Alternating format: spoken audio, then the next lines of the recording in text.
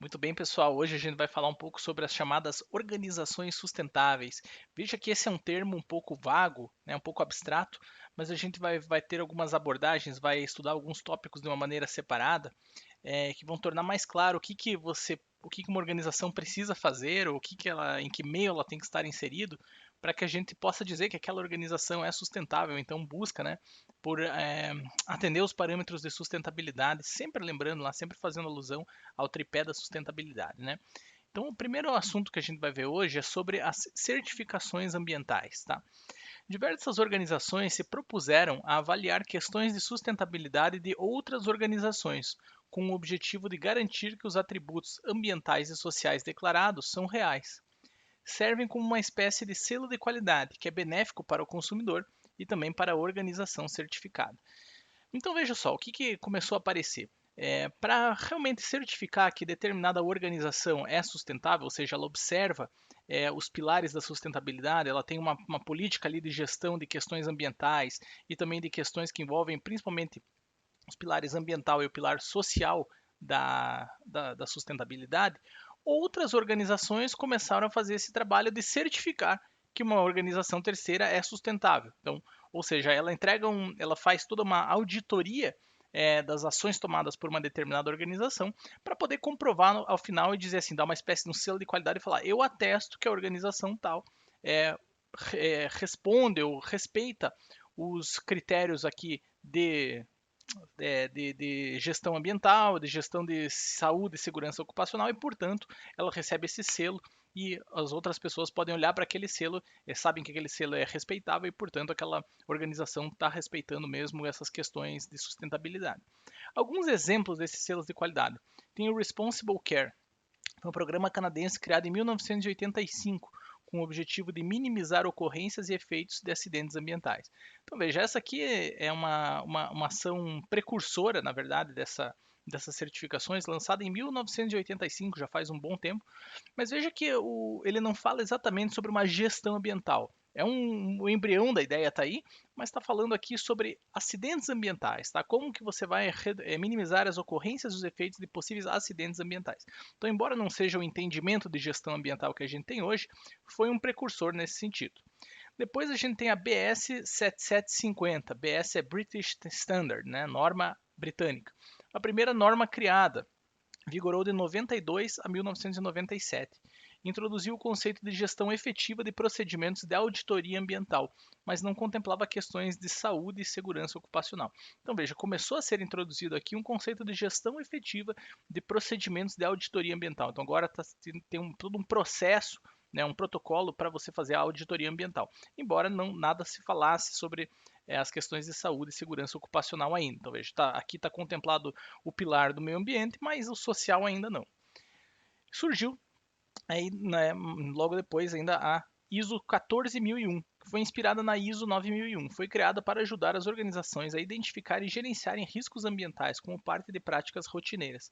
Ela é regulamentada pela ABNT. Quem está um pouco mais tempo no mercado deve lembrar que quando surgiu a ISO 9001, ela falava lá sobre qualidade. E as primeiras organizações, as primeiras empresas a irem atrás desse selo aqui, elas foram precursoras e inovadoras, né?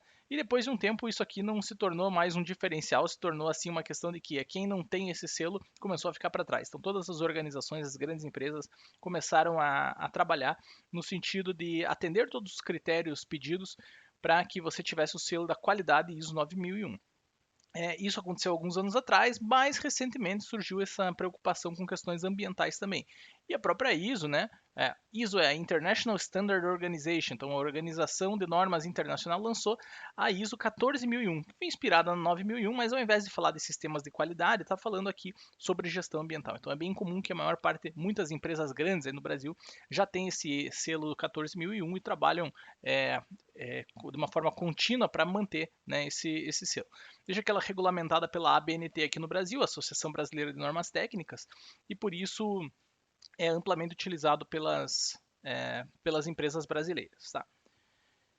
Então veja, a gente falou sobre certificações ambientais, agora a gente vai falar sobre certificações de saúde e segurança ocupacional. Seguem a mesma lógica das certificações ambientais, mas estão relacionadas à esfera social do tripé da sustentabilidade. Então lembra lá que o tripé são três pernas, né, três pilares. Um deles é o pilar econômico, né, financeiro. Então a empresa tem que se manter saudável do ponto de vista financeiro, porque senão você vai ter um problema. Ela tem que se manter também observando questões ambientais, é a segunda perna do tripé. A gente acabou de ver algumas certificações que atestam que determinada empresa está atendendo esse pilar do tripé. E o terceiro pilar é a questão social. Essa empresa, ela cuida dos seus colaboradores, ela cuida da sociedade, da comunidade na qual ela está inserida.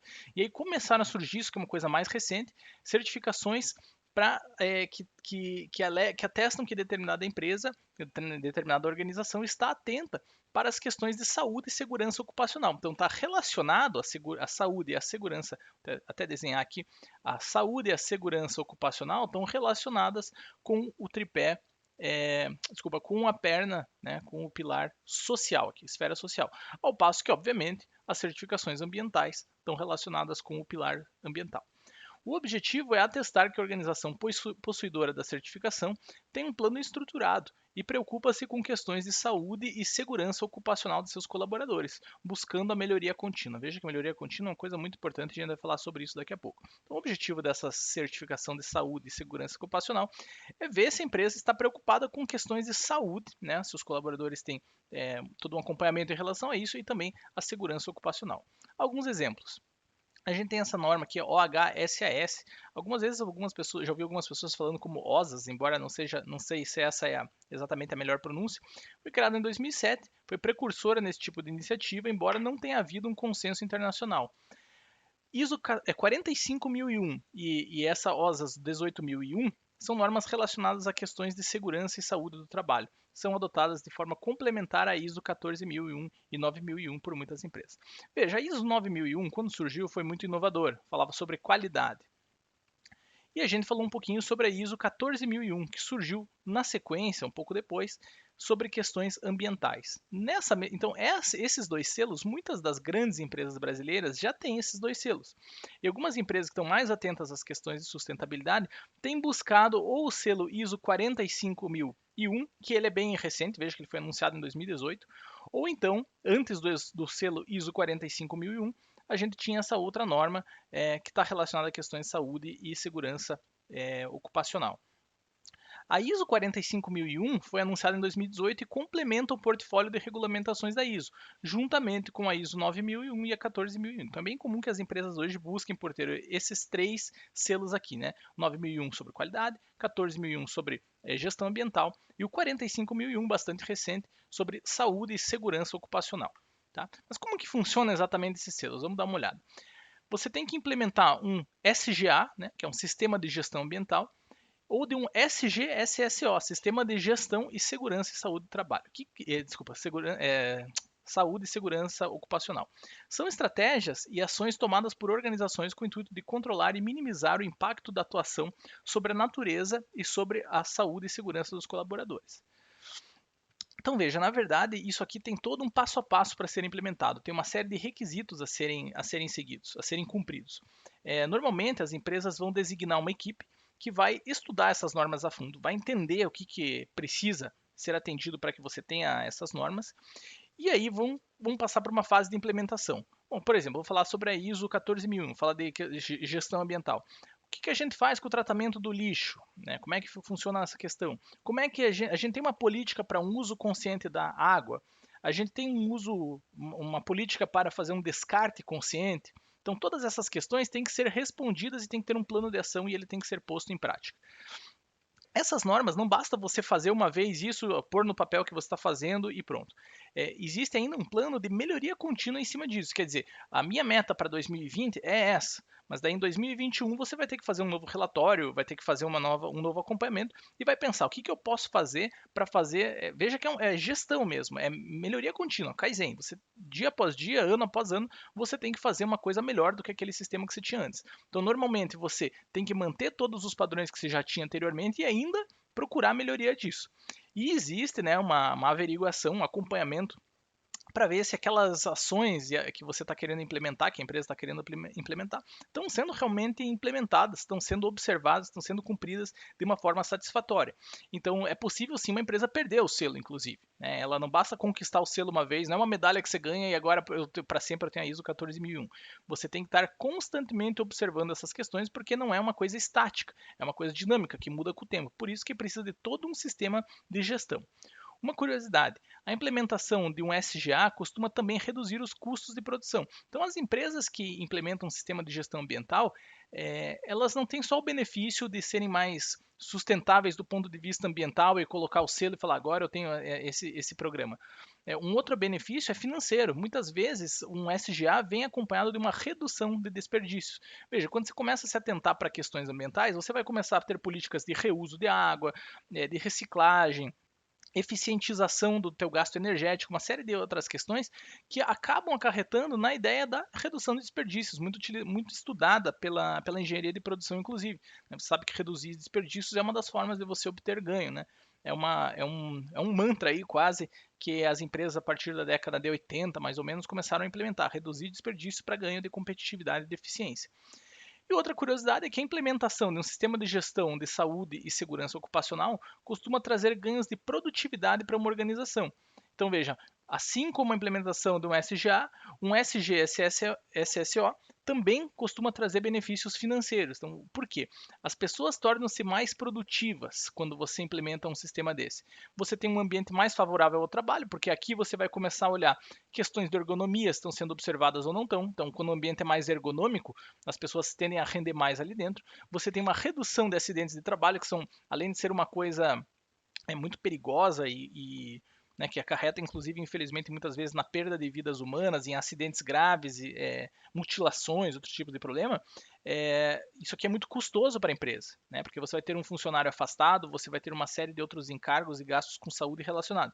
Então, se você consegue reduzir acidentes de trabalho e ter um ambiente mais propício ao trabalho, é lógico que você vai ter um ganho de produtividade, o que se converte, por sua vez, também num ganho financeiro. Então, veja como não existe, né, como a gente estava falando nos vídeos anteriores, não existe um conflito de interesses entre os três pilares da sustentabilidade. Na verdade, eles têm uma sinergia, inclusive, entre eles. E a organização tem que observar os três para ela ser de fato sustentável. E quando você melhora um dos pilares, os outros agradecem, digamos assim. Né? Então, você implementa um SGA ou um SGSSO, e você vai ter também benefícios financeiros, observando então o terceiro pilar de sustentabilidade. E eles são baseados no ciclo PDCA. A grosso modo, o que é pedido para ter esses sistemas de gestão aí, e esses selos que atestam que tem essa observância de questões ambientais e de saúde e segurança ocupacional, são baseados no ciclo PDCA, no Plan, Do, Check and Act. Então você tem que planejar, você planeja como que vai ser essa gestão, você faz, você verifica, né, o check, você verifica os seus resultados e você vai agir para melhorar aquilo que ainda não chegou lá, ou que tem espaço para melhoria. Então, de uma forma ou de outra, embora muitas vezes isso não esteja escrito explicitamente no planejamento, no sistema, no SGA ou no SGSSO em si, a grosso modo, muitas vezes isso aqui está baseado sim num ciclo de melhoria contínua e muitas vezes você lê aquilo ali, quem tem um pouco mais de experiência com essas questões de melhoria contínua vai perceber muito claramente que tem um PDCA rodando ali por trás daquele plano de gestão ambiental ou gestão de saúde e segurança ocupacional.